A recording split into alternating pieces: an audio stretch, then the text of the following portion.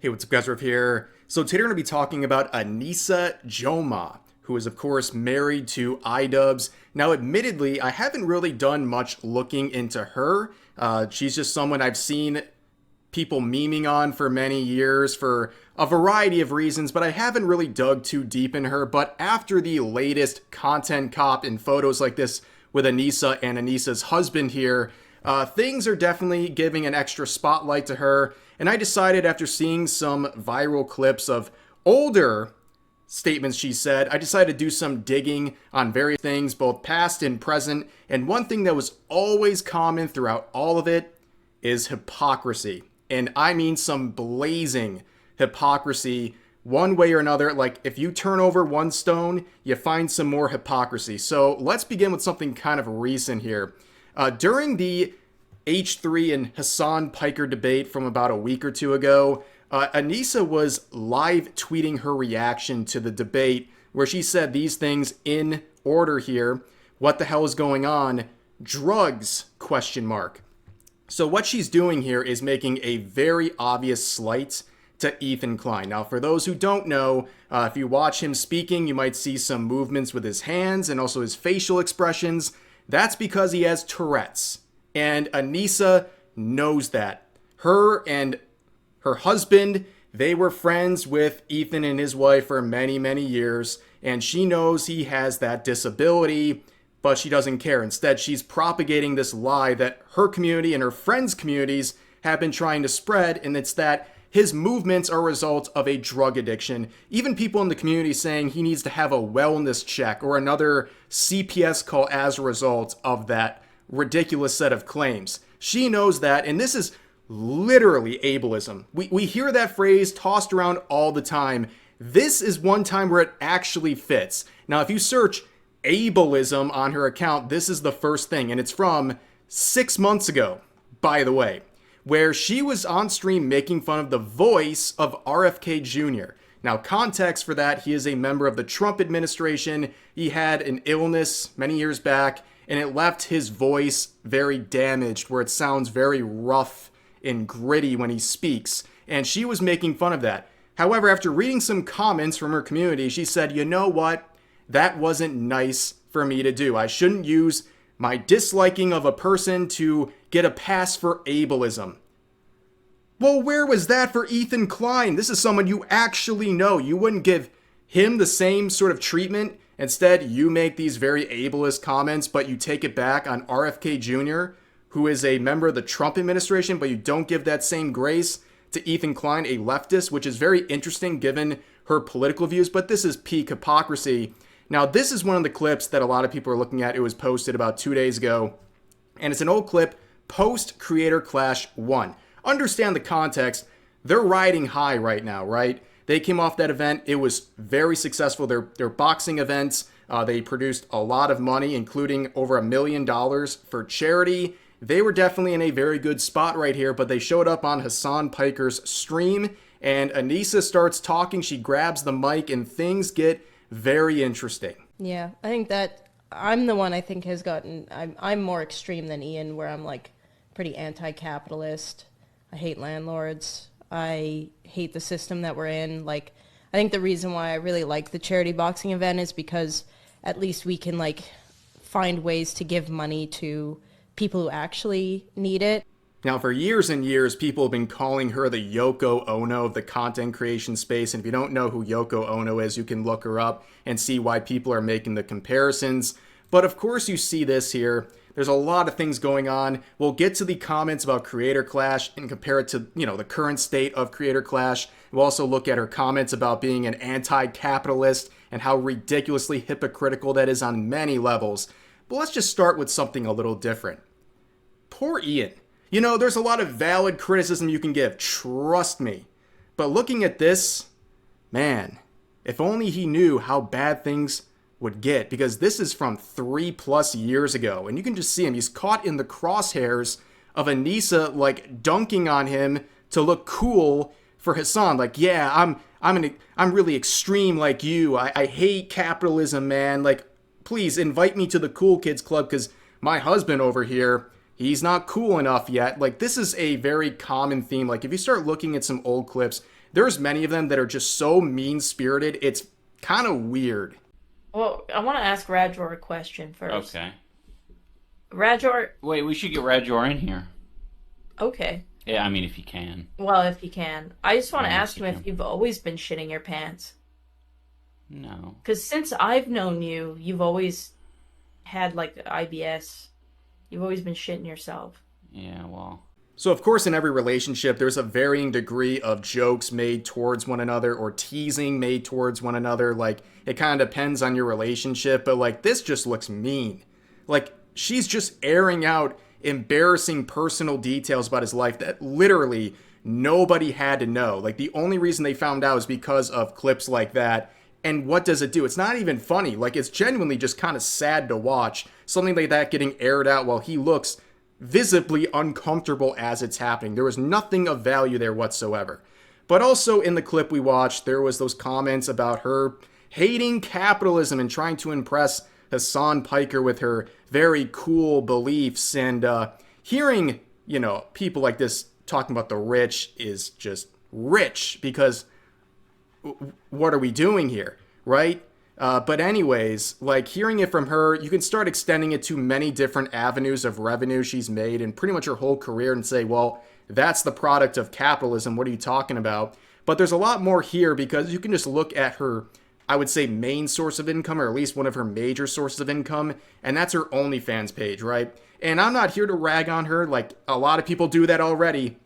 But basically, this is clearly a big part of her revenue sources, and they are a product of capitalism. A very clear example. For example, in 2023, they made almost $7 billion in revenue, and I think they had a net profit of $1.5 billion. Like, this is the product of capitalism right here, and this is her main platform. But of course, you start looking at the platform itself. If they want to engage in OnlyFans, no one's going to stop them. They're adults. But I have my own gripes about this platform.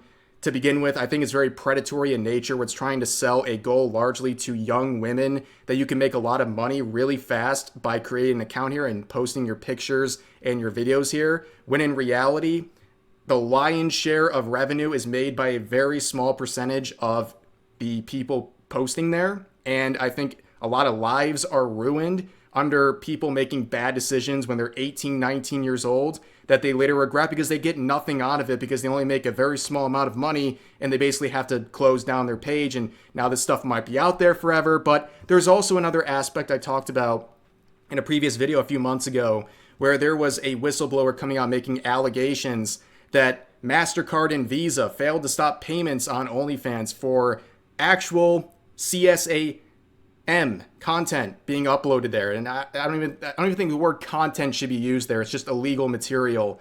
And they did nothing at MasterCard and Visa, according to this whistleblower. And it appears that OnlyFans didn't really want to do anything about it because, well, they just looked the other way because they were making money off it. That's what's being alleged by this whistleblower. And it's not too surprising. And the defense that they allege from OnlyFans is that, well, there's too much content to moderate. So, whoops. I mean, that's a terrible defense, but those are some of the other reasons I'm just throwing out there for OnlyFans in general. But also there's something that's very interesting for Anisa in particular, and why her participation on this platform is incredibly hypocritical. And somehow this ties into the conflict between Israel and Palestine. Now, you might have seen this boycott list. This is a list of companies you're supposed to be boycotting as a result of this conflict, because people who support this think these companies are supporting an act of genocide by supporting Israel. That's their claim. And there's many companies on here. And the irony, of course, is that Amazon is one of those that's been listed, which would mean you can't stream on Twitch. Also, Google's there, which means you wouldn't be able to use YouTube or anything like that, especially makes things very ironic for people who complain about that.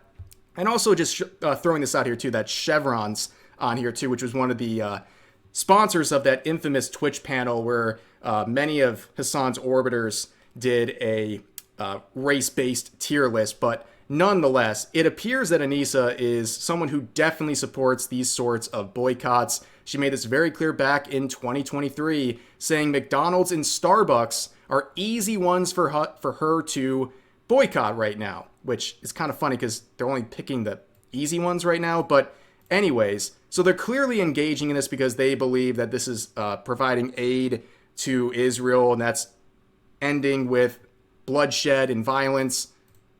So how do you get past stuff like this, where apparently the OnlyFans owner pledged $11 million to Israel?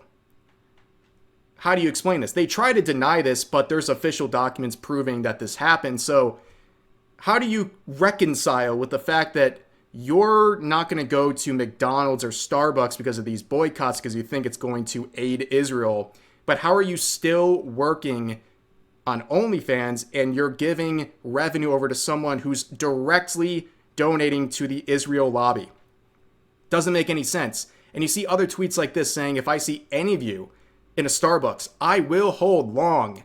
I'm so disappointed eye contact with you through the glass walls. Just like my father once told me, I will carry on the tradition. Now, of course, as always, you have to be ready for a shield to be used for this defense, if they even acknowledge the fact that OnlyFans is tied like this to Israel. They've said many times, I'm Lebanese, I was raised as Muslim, I'm an Arab woman, all these things, but it's come out recently that she is 8% Arab, she's 8% Lebanese, and 25% Italian, and the rest, seemingly most of the rest, is Irish.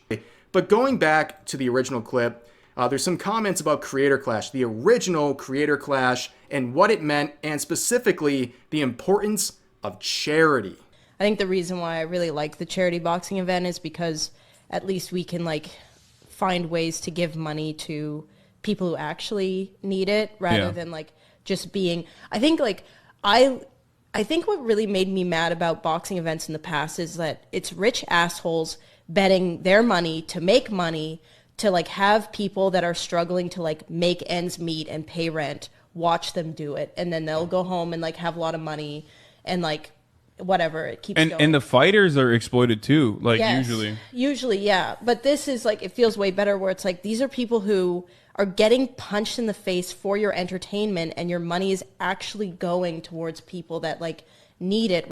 Now remember the context of this, right? They're coming fresh off a very real win for Creator Clash 1, where they raised not only enough money to cover their expenses, but they had a lot left over for charity. However, things would change with Creator Clash 2, and so would the mindset of this event, where after Creator Clash 2, they lost money. They did not cover their expenses, therefore there was nothing directly going to charity as a result of the proceeds of Creator Clash 2. And all of a sudden, the mindset behind all of this is starting to change, and definitely was changing as we are going into Creator Clash 3, where this charitable aspect of this event is once again being used, but in a different way, as a shield for criticism, where we've seen many of their friends coming out and saying, oh, you guys are preying on the downfall of Creator Clash 3, a charity event. Shame on you for going after a charity and taking money away from those in need, which is ridiculous because the only people destroying these Creator Clashes are the people involved with it, making content cops, not promoting the event well, not getting good people or strong enough star power for the events. They have been doing this to themselves. In fact, the biggest title card fighter left as a result of the immense controversy that resulted from the content cop on H3. But let's rewind, because another clip has resurfaced talking about the mentality of Creator Clash around the time of Creator Clash 2. Do you want to do it again? One, yeah. Yeah. I see. If it works out, then we can do that, and there could always be a charity aspect to it. But I think the main goal is just to get the people paid who are involved in making it happen, rather than making exorbitant amounts of money. So your goal is to build an institution of sorts, this Creator Clash, where you can have it's people. fun. There's a champion every year. It's a party. Interesting. It's like super a stoked to way more exciting VidCon, or I want it to be influencers can care about this, and fans can care about this, and you can go watch it and have a build up, maybe parties before and stuff like that. because we've So as you can see there is a shift in the sort of perspective on Creator Clash. the shift from the first one to the second one was already pretty immense, where this is no longer with a charity in mind first idea. Instead, it is something more about covering the expenses, making sure the fighters are paid, and also having a good time, having parties. The amount of lavish parties and accommodations for the people involved with the event directly or indirectly, because a lot of people who were taking up some of the budget were not people fighting in the event. Instead, they were friends or guests trying to hype up the event. And it was all one big party, right? And that's where a lot of the money went. And that's why using the charity aspect as a shield right now is so ironic. And you can see the perspective has changed. And now they're trying to fall back on the original one. Well, it doesn't really work when you've made it clear this is not charity first. That is just something that is a sort of benefit if it happens. But we want to focus on having as much fun with the event itself. And that doesn't mean the event's not fun, but don't try to sit here and use charity as a shield, as many people defending Ian and Anisa have been doing for a while now. But really, this whole thing is hilarious. And there's one more clip I want to share. This involves a series of clips spliced up here of Anisa talking about content creators, which I assume applies to anyone who dares to criticize her. Commentary YouTubers have no idea what it is to work a normal job, let alone put on a whole event, okay? You have no clue. You fuckers that are looking at this right now, I know that you would fucking cry if I said something to you in real life. I know you would cry. How do I know? Because I've done it to one of you fuckers in real life, and you have cried. Ian keeps me, this is the truth, okay? Ian keeps me on a leash, okay? And I'm okay with that because I need to be on a leash. I need to be on a leash, a tight leash, to be honest, because I am unhinged. I feel like more people hate me than Onision. And maybe it's because I'm in it, like I'm seeing it, but that's what it feels like.